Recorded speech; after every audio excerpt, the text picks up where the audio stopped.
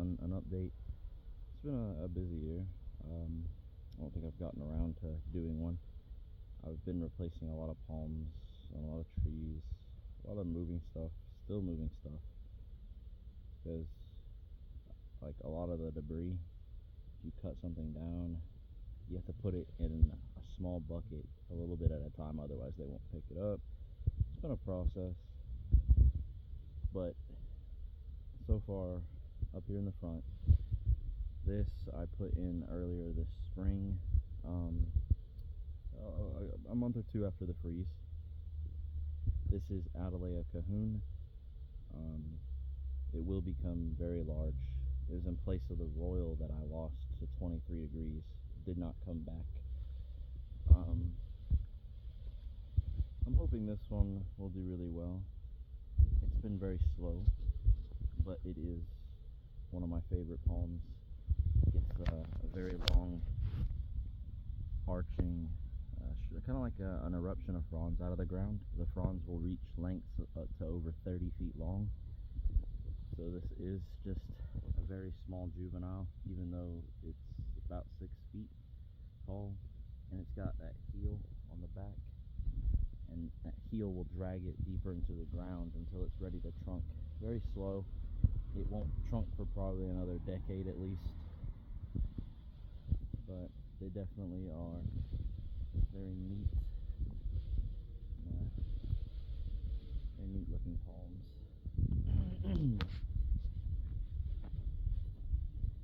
Okay, I'll take a bit of a walk over here.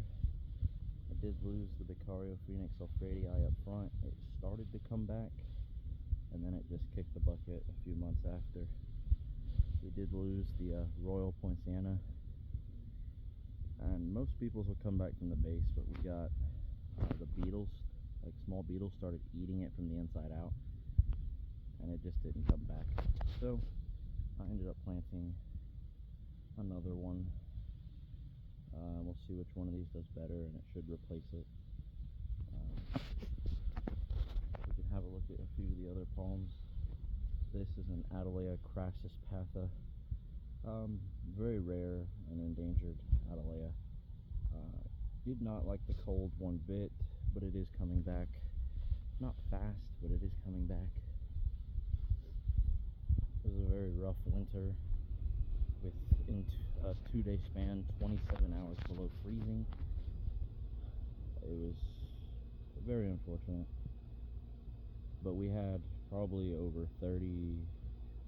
over 30 hours of freezing total for the winter, and that's a lot for a lot of these tropical palms. And the foxtails are coming back, some of them. Like the first one here is just dead. It's dead. And I mean, we can have a look at the trunk, and I'll show you guys on the back of this. You can see like the rotting bits. Just, it doesn't look good. That one's not coming back. We got to take it out. Now, a lot of you are probably asking what happened to my coconuts. Well, any coconut that I had out here realistically just died. It wasn't large enough to take the freeze.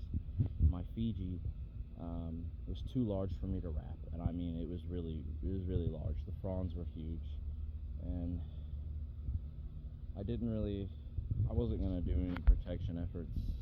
I was just like, it's not gonna survive it. I didn't think it would survive it,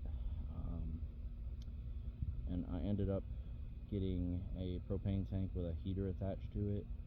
Although the first night it really didn't do much of anything at all. And the reason it didn't do anything is because we had 40-mile-an-hour winds for the entire night. Just any heat that was being applied was just dissipating because it had all that wind. The second night, on the other hand, the heater did help a little bit, but not really. Not probably where the bud was. More like maybe at the base of the trunk a little bit. But here's my Fiji. It's starting to recover better. And I mean, it was 100% defoliation. There was no green. It had about 6 inches of green spear by the end of it, and I didn't know if it was going to make it or not. But we're out with some of the weak growth. Go to the other side, you guys can see some of that. You can see it's floppy, it's weak, but we're starting to get some better growth now. It's coming back. I mean, hopefully, I would have thought it would have flowered this year if we didn't get that freeze.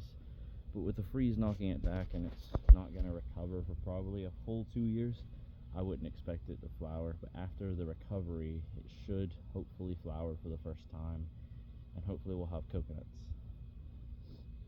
I did end up removing the big green Milan prior to winter. It had soft spots in the trunk, and the mealybugs in the spear, it just wasn't surviving.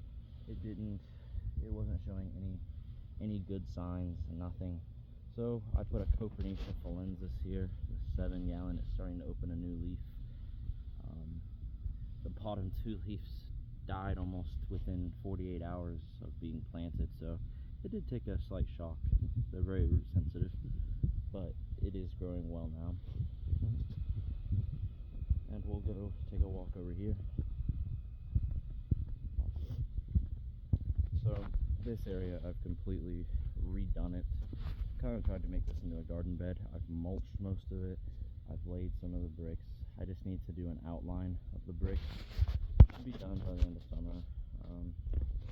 But pretty much everything in this garden bed died. I had a foxy lady in the garden bed. It died, didn't come back. I had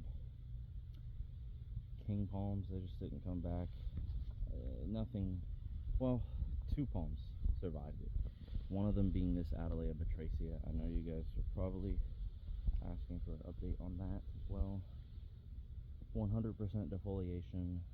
It started, what we got is that first leaf down here stunted.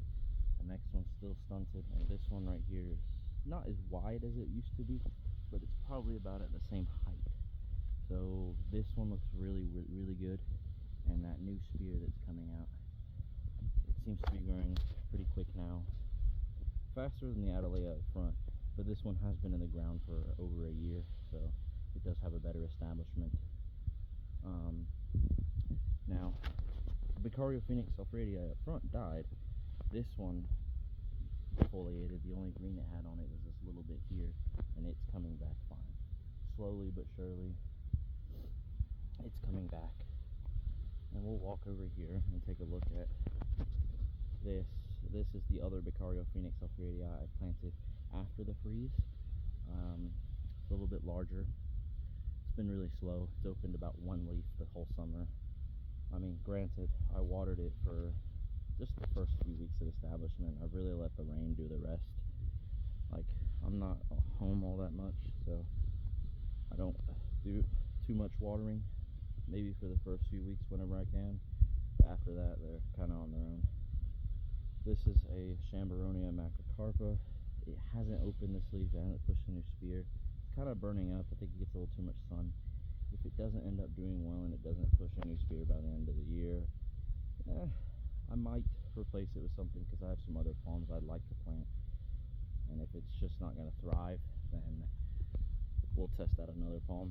Now this is Chamberonia hookeri, the other flamethrower. The blonde flamethrower has a kind of a yellowish trunk, and you guys can see that down there. It's pushing a new spear. It opened the leaf already and pushed a new spear, so it's doing better than the other one, except for the bottom 3 leaves have just kicked the bucket.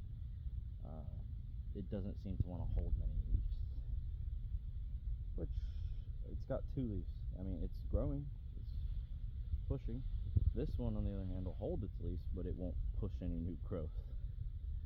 So, 2 separate problems.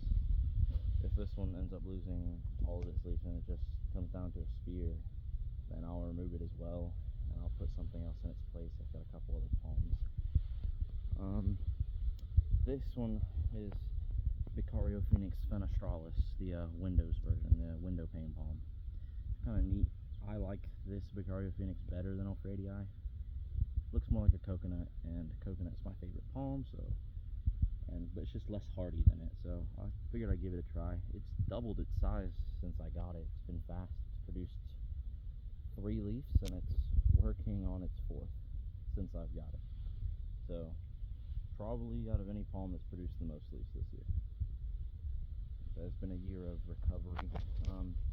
Over here, I did have a Purple King and it did all right for a little bit, but once that heat kicked into gear, it just didn't like the heat, so I ended up removing it, and I put in this massive, and I mean it's massive, Jamaican tall coconut.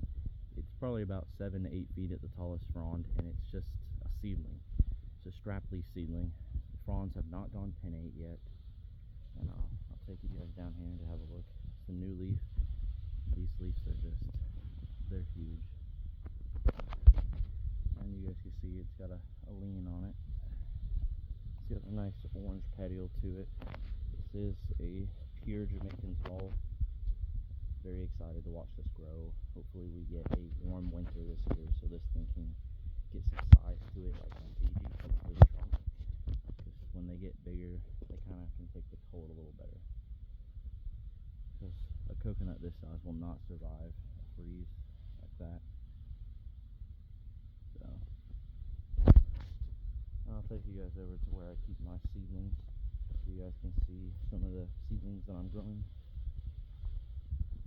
Okay, so here we have Chrysolidocarpus monogerensis, and these monogerensis are, well, they kind of have a mealybug speckling. It's hard to see on the small ones, but they're slow growers. What is, I have some Livistona speciosa, Lemerophoenix holoxii. I've got 2 Sadacanthias in the back. I've got a couple royals in here. I've got some, so I have a couple royals and the seashore palm, Alligoptera anaria. There we go. I'm trying to think of the name. And I've got this Heterospathe elata right here. So a couple of neat seedlings. But that is pretty much all the palms I have, and that's the update that I have for now. I will do another update probably around October. Give these a couple months to grow and see what changes. These palms, they don't really grow all that fast. I got a couple of neat palms coming in the mail hopefully in the next few weeks, so we'll see those in the next update as well. But that is what's changed so far, and some of the survivors, and what's coming back, and how well they're coming back, things that didn't make it. And that is all for this update, and I'll see you guys in the next one.